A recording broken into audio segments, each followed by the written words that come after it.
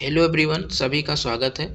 ये जो वीडियो है निबंध वाला, टॉपर्स निबंध वाला जो सेशन चल रहा है उसका ये दूसरा भाग है। ठीक, पहले भाग में हमने जो कोरोना काल से भारत ने क्या सीखा उस पर जो निबंध लिखी थी दिव्या मैम, रैंक वन, तो उसको हमने देखा था। आज दूसरा वाला जो निबंध है उसको देखते हैं। ठीक, छोटे छोटे वीडियो के माध्यम से कवर किया जा रहा है जो कि देखने में भी आसानी होगी।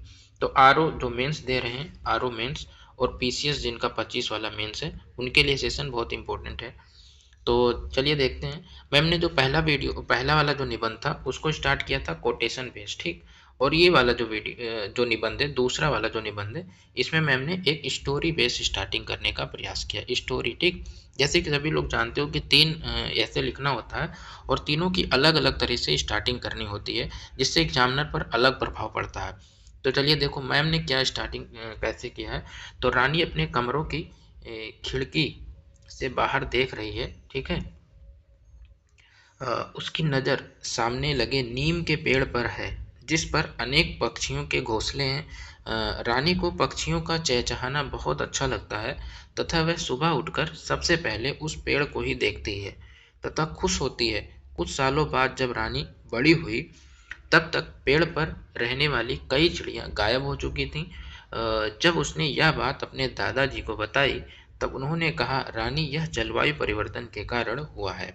ठीक, इसमें कई जीव जंतु वातावरण के कारण विलुप्त हो रहे हैं। यह जानकर रानी बहुत दुखी हुई और बोली कि वह यह संकट से निपटने में सहयोग देगी।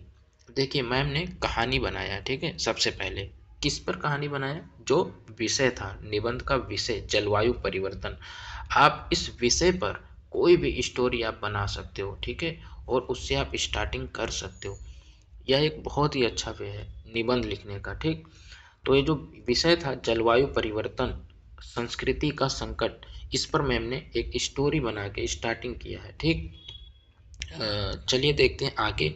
ये तो स्टोरी से मतलब पहला स्टार्टिंग हो गया जिसको भूमिका कहते हैं। भूमिका मैम ने अच्छा बना दिया। ठीक, नेक्स्ट मैम ने क्या लिखा है कि जलवायु परिवर्तन वर्तमान विश्व की सबसे बड़ी समस्या है जो मानव सभ्यता के लिए एक विनाशकारी हो सकती है। ठीक है, पिघलते ग्लेशियर्स, बाढ़, समुद्र जल स्तर, विश्व तीव्र और असमय बारिश, भीषण गर्मी तथा आदि जलवायु परिवर्तन के कारण हैं, मतलब लक्षण हैं। पिछले साल ही ठीक है, ओक चोकुल ग्लेशियर्स तथा इस वर्ष A76 ग्लेशियर्स के टुकड़े से मानव सभ्यता भय में है कि आने वाले वर्षों में हम जलवायु परिवर्तन का ना जाने कौन सा भयानक रूप देखना पड़े। फिर जो नेक्स्ट पैराग्राफ देखिए, पहला पैराग्राफ मैंने यहाँ खत्म हुआ है और अगला पैराग्राफ स्टार्ट हो रहा है।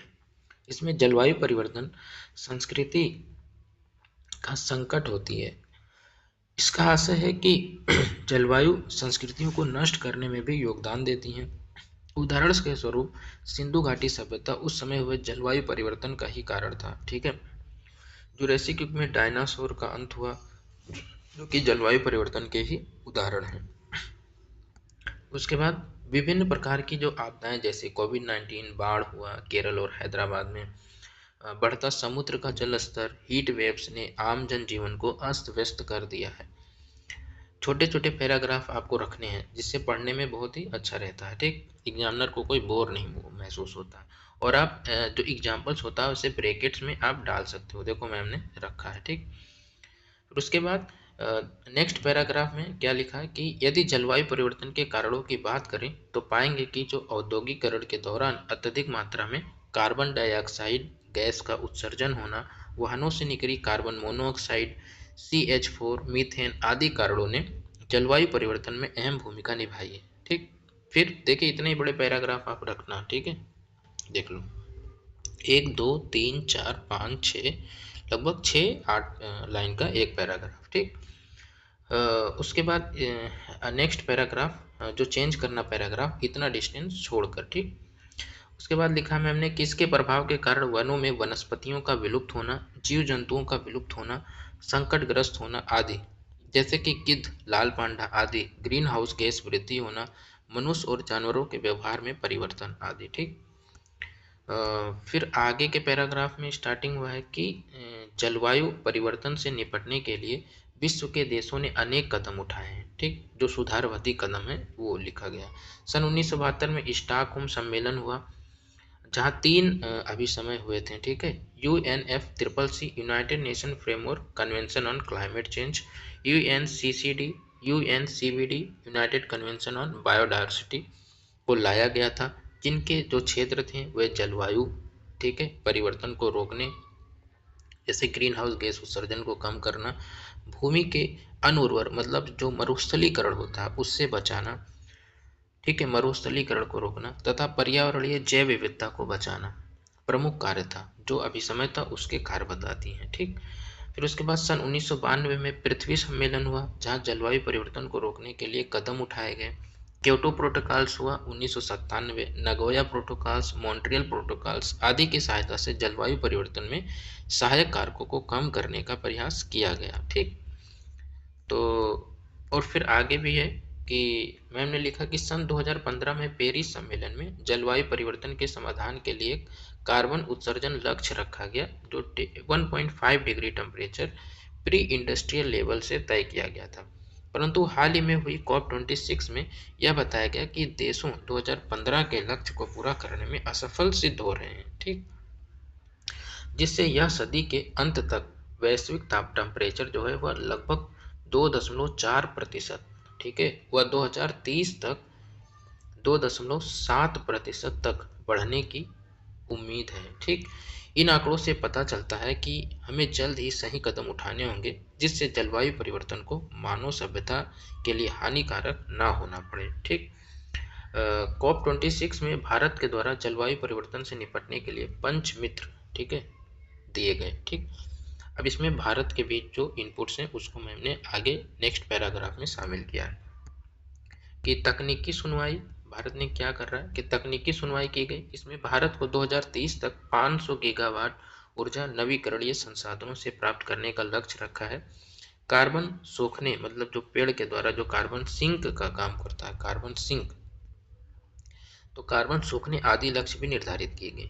हमें प्राकृतिक संसाधनों का सतत रूप से उपयोग करना होगा, ठीक है, सतत उपयोग, ठीक, तथा प्रकृति के साथ अब सामंजस्य में रहना होगा। नवीकरणीय संसाधनों के माध्यम से अपनी जरूरतों को पूरा करना होगा तथा अनवीकरणीय संसाधनों पर निर्भरता कम करनी होगी।